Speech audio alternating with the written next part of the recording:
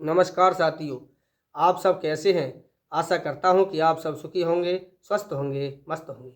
जैसा कि मित्रों आप वीडियो के टाइटल को देखकर समझ ही गए होंगे कि आज हम किस विषय पर बात करने जा रहे हैं। तो मित्रों, जैसा कि आप जानते हैं इस समय होली का त्यौहार चल रहा है और लोग होली में आग लगने के पश्चात उसकी राख के लिए लोग अपने घरों में ले आते हैं। मित्रों, आज हम होली की राख को घर में ला कर के हम किस समय ले कर के आएँ और इसे किस प्रकार से प्रयोग करें ताकि ये हमारे लिए लाभदायक हो। तो आज इस बारे में हम यहाँ चर्चा करेंगे कि होली को किस समय किस प्रकार से उपयोग कर होली की राख को किस समय ला करके किस प्रकार से उपयोग करना चाहिए। मित्रों, होली की जो राख है इसे जो है अपने घरों में ला कर के और इसका सही तरीके से उपयोग करने से नज़र दोष, गृह पीड़ा, आर्थिक रुकावट और स्वास्थ्य समस्याओं से मुक्ति दिलाती है। तो मित्रों, होलिका दहन की राख को घर में कब और कैसे लाएं, इसके बारे में यहाँ विस्तार से चर्चा करते हैं। मित्रों, होलिका की दहन की जो राख है ये नकारात्मक ऊर्जा, दोष और बाधाएं इस होलिका दहन में जल करके भस्म हो जाती है। शेष बची राख को अत्यंत शुभ और रक्षात्मक माना जाता है। गरुड़ पुराण और अन्य ग्रंथों में इसे पवित्र भस्म भी कहा गया है। राख से तिलक लगाने से बुरी नज़र, ऊपरी बाधा और गृह पीड़ा से रक्षा होती है। ये राख घर में रखने से लक्ष्मी का वास बना रहता है और परिवार में शांति रहती है। होलिका दहन की राख को श्रद्धा और सम्मान के साथ ही संभालना चाहिए।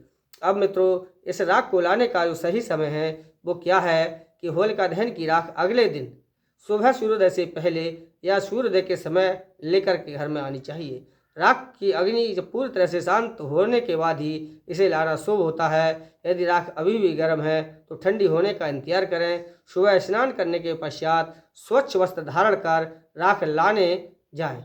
राख लाते समय मन में सकारात्मक भाव होने चाहिए और प्रार्थना करनी चाहिए। राख को कभी भी शाम या रात में नहीं लाना चाहिए, सुबह का समय ही सबसे उत्तम माना जाता है। मित्रों, राख जो घर में लाने का सही तरीका ये है कि राख को सीधे हाथ में ना लें, एक साफ लाल या पीले कपड़े में बांध करके घर लेकर के आए। राख को कभी भी जमीन पर ना रखें, घर लाकर इसे पूजा स्थल या तिजोरी के पास किसी ऊंचे स्थान पर रखें। कुछ लोग राख को चांदी या छोटे तांबे के पात्र में रख देते हैं। राख को अपवित्र स्थान पर न छोड़ें। यदि राख कम हो गई हो तो उसे बहते जल के में प्रवाहित कर दें। राख लाते समय परिवार के किसी सदस्य के साथ जाएं और मन में हनुमान जी या विष्णु जी का स्मरण करें। ये तरीका राख लाने का सबसे उत्तम है और राख की शक्ति को बनाए रखता है।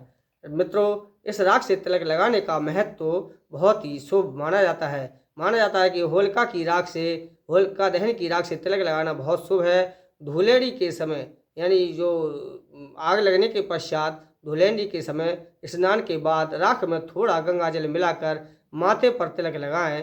परिवार के सभी सदस्य तिलक लगाएं। इससे बुरी नज़र, नकारात्मक ऊर्जा और गृह पीड़ा से रक्षा होती है। बच्चों को हल्का तिलक लगाने से नज़र दोष दूर हो जाता है। कुछ लोग राख को घर के कोने में हल्का छिड़कते हैं। ये उपाय घर के वातावरण को शुद्ध कर रखता है। तिलक लगाने के बाद मन में सकारात्मक संकल्प लें। ये तिलक मानसिक शक्ति और आत्मविश्वास को भी बढ़ाता है। मित्रों, राख के लिए इसके कई तांत्रिक प्रयोग भी हैं, जैसे कि व्यापार में तरक्की के लिए राख को लाल कपड़े में बांधकर तिजोरी में रखें। इससे आपके व्यापार में तरक्की होगी, धन का आवागमन बढ़ेगा। नए कार्य की शुरुआत करने से पहले जब भी आप कहीं नए कार्य की शुरुआत करने के लिए जाएं तो राख का हल्का सा तिलक लगा करके जाएं। इससे मित्रों आकर्षण और बढ़ता है, सकारात्मक ऊर्जा बढ़ती है। इससे सफलता मिलने के चांस बढ़ जाते हैं। गुरुवार या शुक्रवार को राख को हल्दी के साथ मिलाकर मुख्य द्वार पर स्वास्थ्य चिन्ह बनाएं। इससे मित्रों नकारात्मक ऊर्जाएं नष्ट होती हैं तथा सकारात्मकता बढ़ती है। यदि आर्थिक समस्या अधिक चल रही हो तो इस राख को बहते हुए जल में प्रवाहित करें। राख को कभी भी मजाक या खेल में प्रयोग न करें, श्रद्धा और सम्मान से इसे संभालें। मित्रों, ये सारी बातें विश्वास की बातें हैं। यदि हमारा विश्वास है तो आत्मविश्वास के साथ ही किए गए कार्यों में सफलता प्राप्त होती है। यदि विश्वास नहीं है तो कोई भी कार्य नहीं करना चाहिए। तो मित्रों, ये यहाँ पर जो ग्रंथों के पौराणिक मान्यताओं के आधार पर जो होली की राख से संबंधित जो मान्यताएं हैं वो मैंने यहाँ पर आपके लिए बताने का प्रयास किया है। यदि मैं आशा करता हूँ कि आपको मेरे द्वारा दी गई जो जानकारी है वह अच्छे से समझ में आ गई होगी। मित्रों,